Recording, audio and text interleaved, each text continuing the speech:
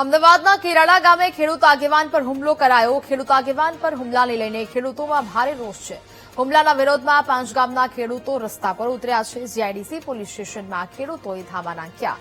રસ્તા વચ્ચે મંડપ બાંધીને ખેડૂતોએ આંદોલન શરૂ કર્યું છે।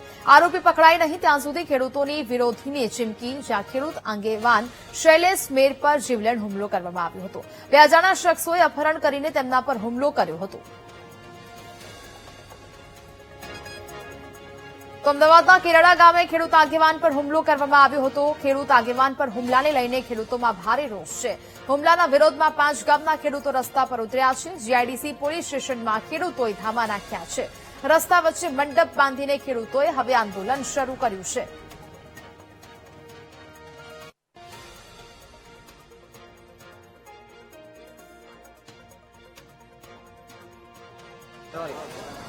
ગુજરાતમાં ખેડૂત આંદોલનો છેલ્લા કેટલાય દિવસથી ચાલી રહ્યા છે। અમદાવાદ જિલ્લાની વાત કરવામાં આવે તો અમદાવાદ જિલ્લામાં પણ છેલ્લા 10 દિવસથી ખેડૂત આંદોલન ચાલી રહ્યું છે। જે ખેડૂતોની જમીન છે તેમાંથી મોટી ડ્રેનેજ લાઇન નીકળી રહી છે અને તેના વિરોધમાં તમે જે રીતના દ્રશ્યો જોઈ રહ્યા છો તે પોલીસ સ્ટેશનની બહાર આ ખેડૂત અને ખેડૂતના પરિવારજનો અહીંયા પહોંચ્યા છે અને વિરોધ કરી રહ્યા છે। મૂળ મુદ્દાની વાત કરવામાં આવે તો જ્યારે આંદોલન કરવામાં આવી રહ્યું હતું ત્યારે તેમના જે આગેવાન છે તેના ઉપર હુમલો થયો હતો। ગાડીમાં અજાણ્યા શખ્સો આવીને તેમને ઉઠાવી ગયા હતા અને ત્યારબાદ હુમલો થયો હતો। આરોપી હજી સુધી પકડાયા નથી, જેના કારણે પોલીસ સ્ટેશનની બહાર લોકો અત્યારે ધરણા ઉપર બેઠા છે, વિરોધ પ્રદર્શન કરી રહ્યા છે અને આરોપી પકડાઈ જાય તેવી માંગ કરી રહ્યા છે। ત્યારે જે આગેવાન છે તેમની સાથે ખાસ વાતચીત કરવાનો પ્રયત્ન કરીશું। પિન્ટુભાઈ, ખરી માંગ શું છે? કેમ પોલીસ સ્ટેશનની બહાર મુખ્ય રોડ ઉપર સામિયાણા બાંધીને તમારે આંદોલન કરવું પડી રહ્યું છે અત્યારે? હવે વાત એવી છે કે 2 દિવસ પહેલા અમારા શૈલેષભાઈ ઉપર હુમલો થયો હતો, તો ત્યારે અમને ડીવાયએસપી દ્વારા કહેવામાં આવ્યું કે 24 કલાકની અંદર કોઈ પણ સંજોગોની અંદર અમે જે પણ ગુનેગાર હશે એને હાજર કરશું। આજે 24 કલાક કરતા પણ વધારે સમય થયો, એમ છતાં ગુનેગાર પકડાના નથી। તો જે પણ ગુનેગાર હોય એને તાત્કાલિક ધોરણે પકડવામાં આવે એના માટે અમે પોલીસ તંત્ર અને પોલીસ સ્ટેશનની બહાર જ અમે આંદોલન ઉપર બેઠા છીએ અને હજારોની સંખ્યામાં અમારા ખેડૂતો તથા માતાઓ બહેનો અહીં ઉપસ્થિત છે, હજારોની સંખ્યામાં। જ્યાં સુધી આરોપીઓને પકડવામાં નહીં આવે ત્યાં સુધી અમે અહીંથી એક પણ ખેડૂત મિત્રો ઉભા થવાના નથી।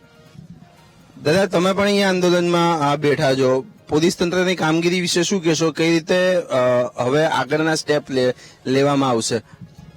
જય જવાન જય કિસાન। અમારા યુવા ખેડૂત આગેવાન શૈલેષ મેર પર પરમ દિવસે સાંજે એમનું અપહરણ કરી એમના પર જીવલેણ હુમલો કરવામાં આવ્યો। તે દિવસથી એની આગળના 10 દિવસ 11 દિવસ અમારું દરણ મુકામે ખેડૂત આંદોલન વિશાળ સંખ્યામાં ચાલી રહ્યું હતું। ખેડૂતો એમની જમીનો બચાવવા મથી રહ્યા હતા। એમાં આ ખેડૂત આગેવાનો જસ લઈ ગયા કે આ ખેડૂતોની જમીન આ બચાવી, એટલે કોઈ ઈરાદાપૂર્વક કાવતરું રચી શૈલેષભાઈનું અપહરણ કરાવી એમના પર જીવલેણ હુમલો કરાયો અને પોલીસ તંત્ર ને નક્કી થઈ ગયું છે કે કોણ વ્યક્તિ છે, ક્યાંનો છે, તો આને વહેલી તકે ધરપકડ કરવામાં આવે અને યોગ્ય કાર્યવાહી કરવામાં આવે। ત્યાં સુધી આ ખેડૂત આંદોલનને અમારા સમગ્ર ખેડૂત સમાજનું ફૂલ સમર્થન છે। જમવાનું, પાણીની વ્યવસ્થા ને બધું અહીંયા જ કરવામાં આવશે? બધાનું બધું ટોટલ અહીં જ કરવામાં આવશે। તો આ તમે જે દ્રશ્યો જોઈ રહ્યા છો અમદાવાદના જે કહી શકાય કે કેરાળા જીઆઈડીસી પોલીસ સ્ટેશનની બહારના આ દ્રશ્યો છે કે અહીંયા ખેડૂત અને ખેડૂતના પરિવારજનો દ્વારા અહીંયા આંદોલન કરવામાં આવી રહ્યું છે। જ્યાં સુધી આરોપી પકડાય નહીં ત્યાં સુધી આ આંદોલન યથાવત રહેશે। 1 દિવસ, 2 દિવસ, 5 દિવસ, 10 દિવસ, જેટલા પણ દિવસ થાય એ ત્યાં જ તમામ જે કહી શકાય કે તમામ વ્યવસ્થા, જમવાનીથી લઈને પાણીની તમામ વ્યવસ્થા અહીંયા જ કરવામાં આવશે અને આ આંદોલન જ્યાં સુધી આરોપી પકડાય નહીં, ન્યાય મળે નહીં ત્યાં સુધી આ આંદોલન યથાવત જ રાખવામાં આવશે। ત્યારે હવે અમદાવાદ ગ્રામ્ય પોલીસ દ્વારા કેવા પગલાં ભરવામાં આવશે તે જોવું રહ્યું। કેમેરામેન પ્રવીણ વાઘેલા સાથે હું પાર્થ જાની, વીટીવી ન્યૂઝ, અમદાવાદ ગ્રામ્ય।